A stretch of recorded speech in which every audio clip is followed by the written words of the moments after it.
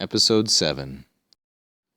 Unde enim schemus ne forte Deus noster id per hanc nostrum vella teficere servitutem, qua eis in Christi libera caritate servimus, priusitaque fidem, qua Christiana sumus, donum Dei esse debemus ostendere, si tamen diligentius id facere possumus, quam in voluminibus tot tantisque iam fecimus.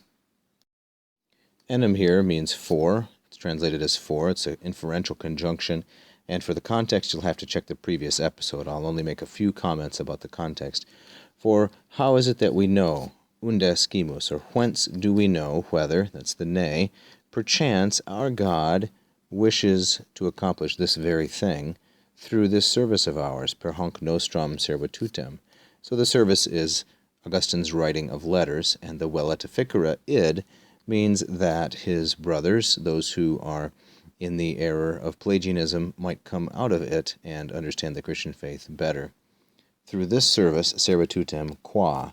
And qua is a relative pronoun in the feminine singular ablative, taking servitutem as its antecedent. So because servitutem is feminine singular, then qua is feminine singular. But whereas servitutem is the object of the preposition per, qua is being used in an instrumental fashion, and thus it's ablative.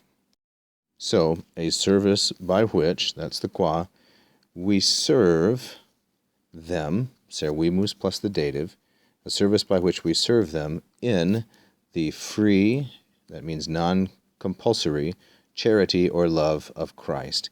In Christi libera caritate, a very beautiful expression, by which we serve them in the free expression of Christian love, you might say. And so, itaque, let me switch back to red, and so, in the first place, the faith, fidem, by which we are Christians. Donum Dei esse debemus ostendere, we ought, or we must demonstrate, ostendere.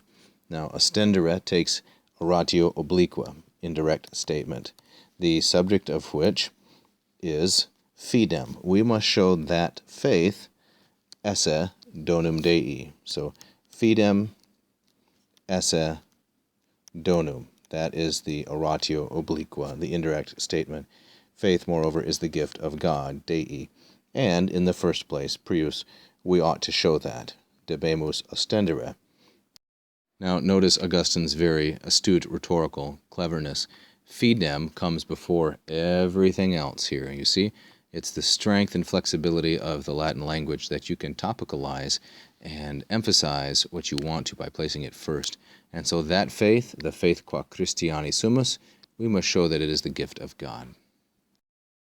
If, he says, nevertheless, more diligently to do this we are able, taking it in wooden language, if nevertheless I am able to do this thing, this id, to demonstrate it more carefully, more diligently than I have already done, iam fecimus, in voluminibus so many and so large volumes, voluminibus tot tantisque.